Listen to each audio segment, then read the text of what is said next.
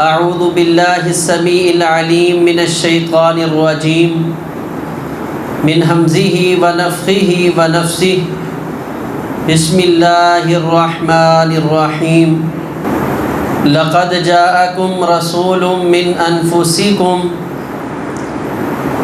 عزیز علیہ ما عنتم حریص علیکم بالمؤمنین رؤوف الرحیم وقال النبی صلی اللہ علیہ وسلم ان للہ خلقا خلقهم اللہ لحوائج الناس یفزع الناس الیہم فی حوائجہم اولئک الآمنون من عذاب اللہ او کما قال علیہ الصلاۃ والسلام۔ نبی معظم جناب محمد رسول اللہ صلی اللہ علیہ وسلم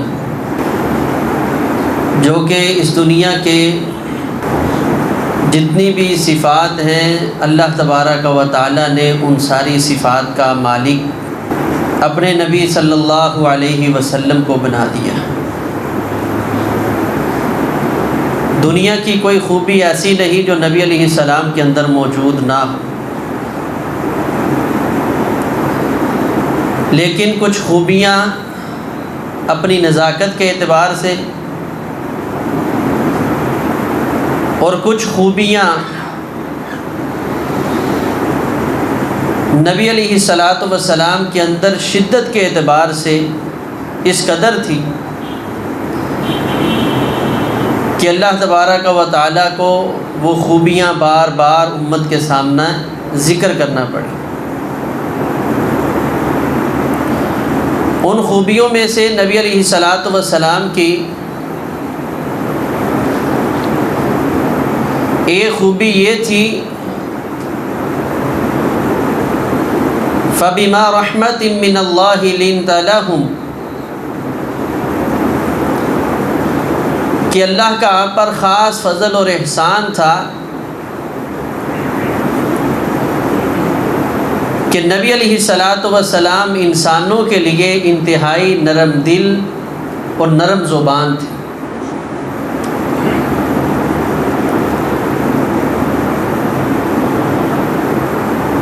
اور نبی علیہ الصلاۃ والسلام کا انسانیت سے پیار، محبت اور جذبہ احساس اس قدر تھا کہ اللہ تبارک و تعالی نے آپ کو اس منصب پر فائز کیا وَإِنَّكَ لَعَلَىٰ خُلُقٍ عَظِيمٍ، آپ کو خلق عظیم پر بھی غلبہ حاصل ہے۔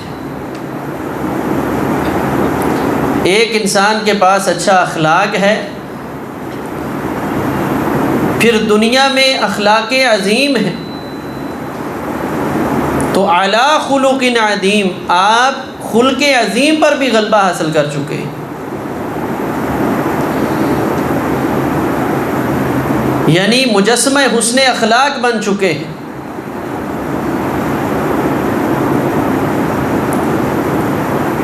کہ آپ کو اپنی امت کا، ان لوگوں کا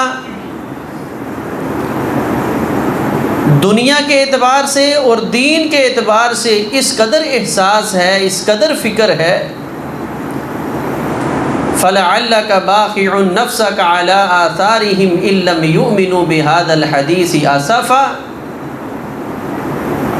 ہمیں تو یوں لگتا ہے کہ آپ اپنی امت کے غم میں جان دے دیں گے۔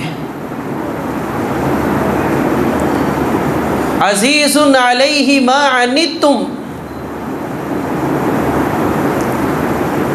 آپ کو اپنی امت کا کس قدر احساس ہے، انسانیت کا کتنا غم ہے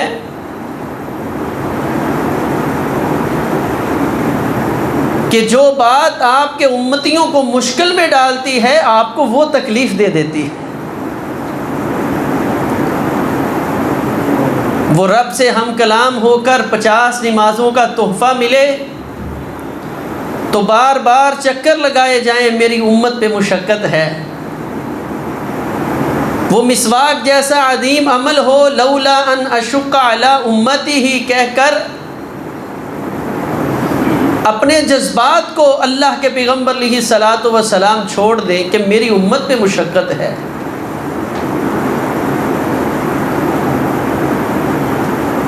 کیوں؟ عزیز علیہ ما عنتم، ان لوگوں کو جو چیز مشکل میں ڈالتی ہے وہ آپ کو تکلیف دیتی ہے. کس قدر آپ احساس مند تھے امت کے لیے، لوگوں کے لیے، انسانیت کے لیے. ایک شخص کو دیکھا ہاتھ میں نیزہ پکڑا ہوا ہے، ایسے چلتا جا رہا ہے.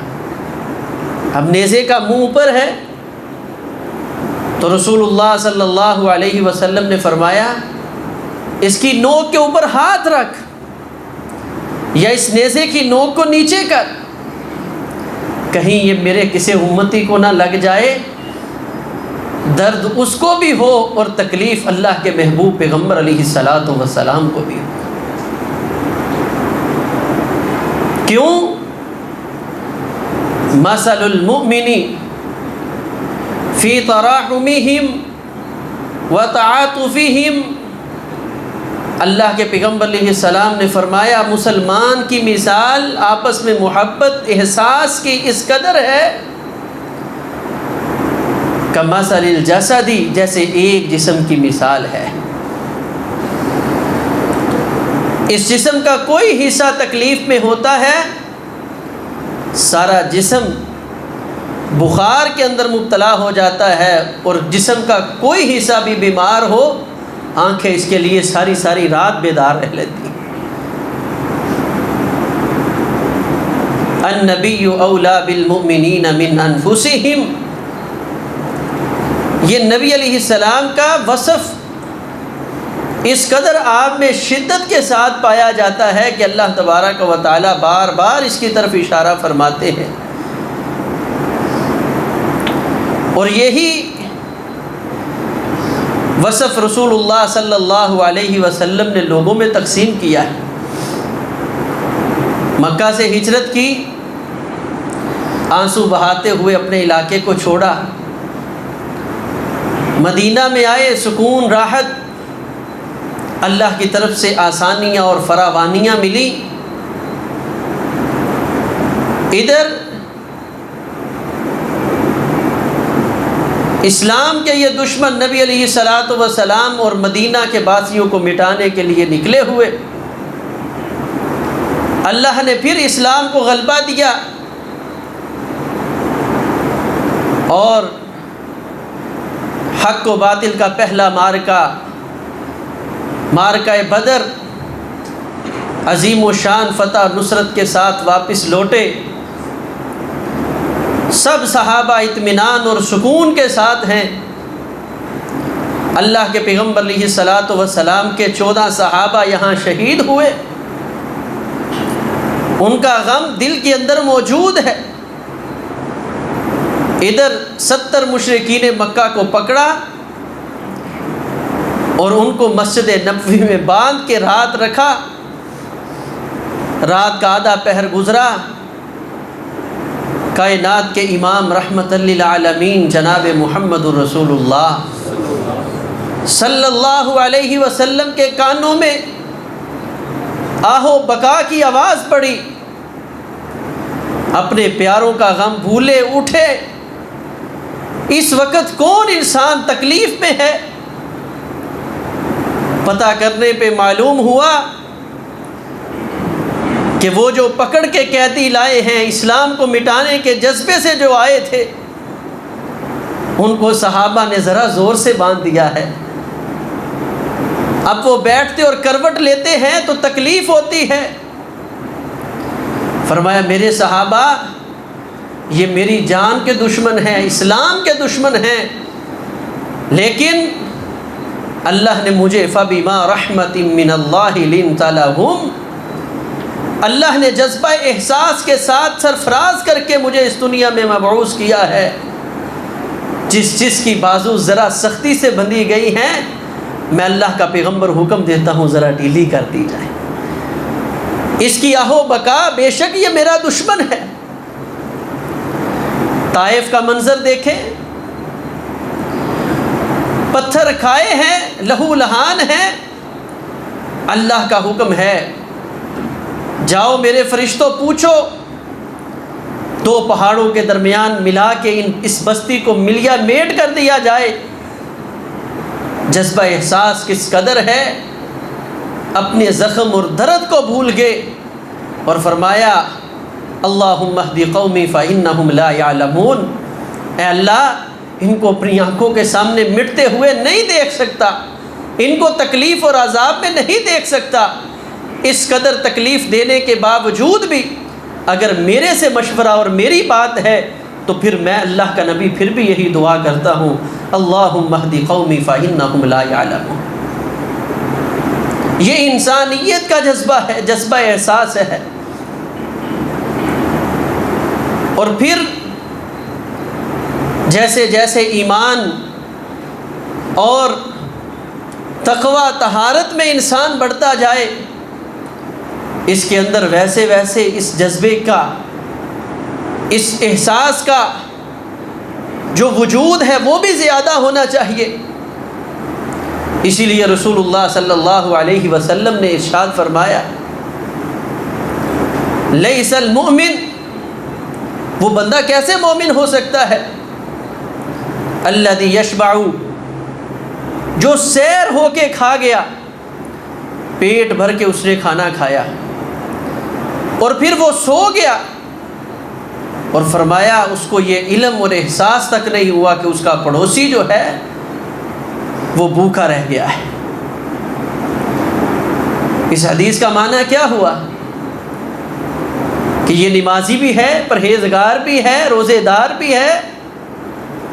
اللہ کے پیغمبر فرماتے لیس المؤمن، دنیا کی نظروں میں یہ پتہ نہیں حاجی نمازی اور کیا سے کیا کچھ ہے، اگر اس کے دل میں یہ احساس نہیں پیدا ہوا کہ میرے اڑوس پڑوس میں، ارد گرد میں، گرد و نواح میں ابھی انسانیت بھوکی سو رہی ہے، بغیر چھت کے سو رہی ہے، ابھی انسانیت اپنی زندگی کی سسکیوں پہ ہے، اگر اس انسان کے اندر یہ احساس پیدا نہیں ہوا لیس المؤمن، یہ بندہ کوئی مومن نہیں، اس کے اندر ایمان کی رمق موجود نہیں۔ اور پڑوسی کے بارے میں شارحین نے صرف پڑوسی، ساتھ بیٹھنے والے کو نہیں کہا، ساتھ گھر رہنے والے کو نہیں کہا، فرمایا ایمان کے پڑوسی، وہ دنیا میں کسی جگہ بھی ہو وہ تمہارا ایمان کا پڑوسی ہے، جس کو نبی علیہ السلام نے کمثل الجسد کہہ کے، ایک جسم کی مانند کہہ کے تمہارا ایمان کا پڑوسی بنا دیا ہے۔ اور مومن تکلیف کے اندر ہو اور دوسرا مسلمان عیاشیوں کے اندر ہو، یہ کس نام کا مسلمان ہے؟ اس کو کون کہتا ہے کہ اس کے اندر ایمان کا جذبہ موجود ہے؟ کہ ایک طرف انسانیت آنکھوں کے سامنے ڈوبتی ہوئی نظر آ رہی، اور ایک طرف یہ مسلمان اپنے یوم آزادی کے نام پر باجے گاجے کا اہتمام کرتے ہوئے جو ہے اس دنیا کے اندر اس روئے زمین کے اوپر چل رہے۔ ہم مسلمان ہیں، ایسے تو نہیں اقبال نے کہہ دیا تھا کہ وضع میں ہو تم نصارا تمدن میں ہنود، یہ مسلمان ہیں جنہیں دیکھ کے شرمائیں یہود۔ کہ ایک طرف مسلمان ہماری آنکھوں کے سامنے معصوم بچے وہ پانی میں بہہ رہے، لوگوں کا مال و متاع پانی میں بہہ گیا، وہ ہمارے مسلمان بھائی نہیں، وہ پاکستانی نہیں، ان کی خوشی غمی ہمارے ساتھ نہیں؟ کیا ان کے لیے یہ ملی نغمہ نہیں، اس پرچم کے سائے تلے ہم ایک ہیں؟ کیا پیغمبر کی حدیث ان کے لیے نہیں کہ وہ ایک جسم کی مانند ہیں؟ اور کیا یہ شور شرابہ کرنے والے بچے ہمارے نہیں تھے؟ ہم اس دن غیرت میں مر کیوں نہ گئے کہ جب ہمیں ایک طرف دیکھنے کو اپنے مسلمان بھائیوں کی، بچوں کی، عورتوں کی لاشیں مل رہی تھی، اور دوسری طرف ہم یوم آزادی کے نام پہ اللہ کی بغاوت اور اللہ کی دشمنی کو مول لے رہے تھے۔ خدا را سمجھیے اگر ہم اپنی اصلاح نہیں کرتے، ہم کہتے ہیں کوئی بات نہیں، جو کر رہا ہے کرتا رہے، احساس ختم ہو گیا تو اس دنیا میں سمجھ لے انسانیت ختم ہو گئی۔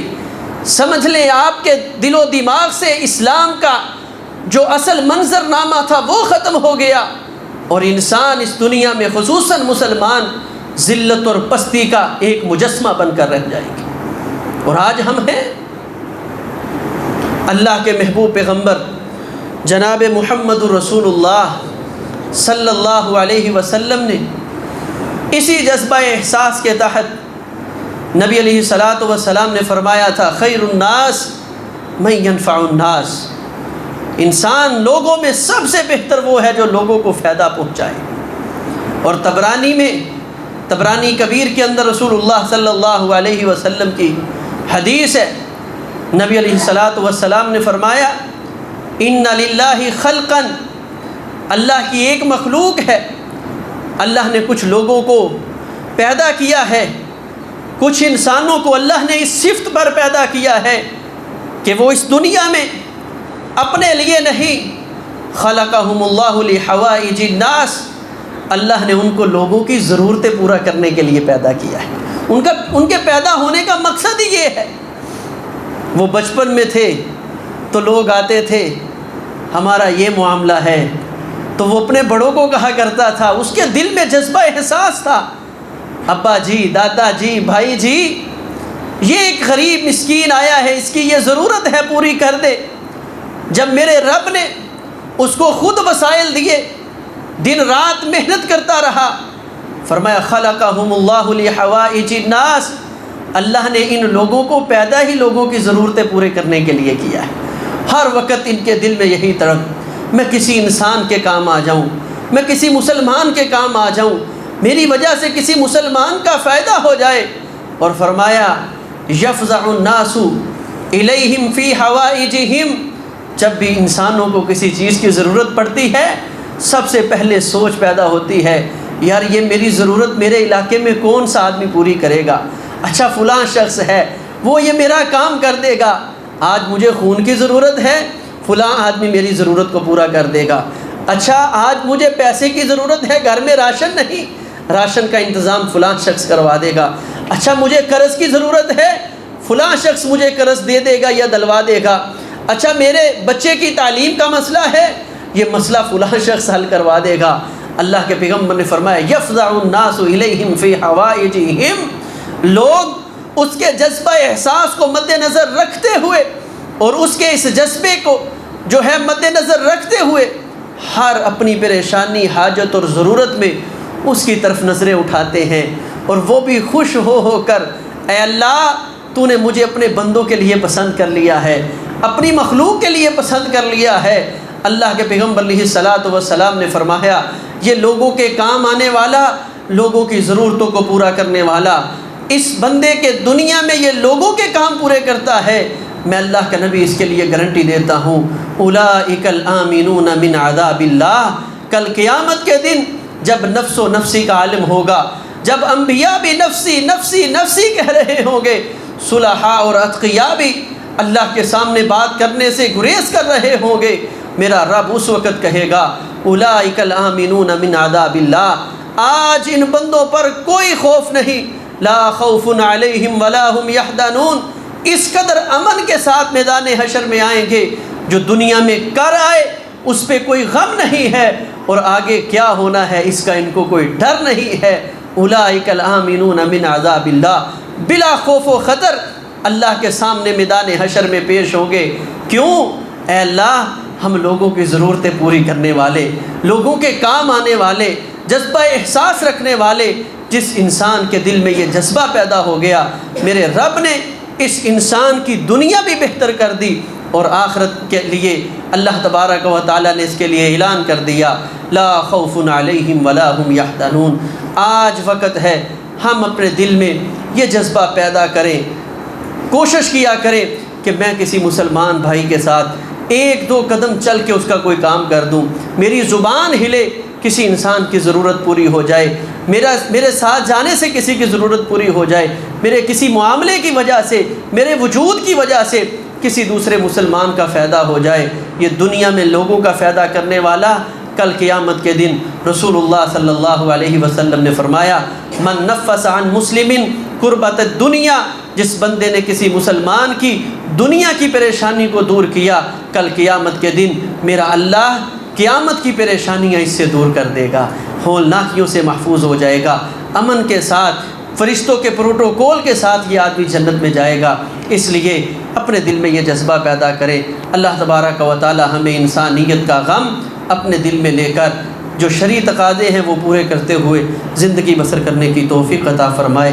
اقول قولی ھذا استغفر اللہ لی ولکم ولسائر المسلمین۔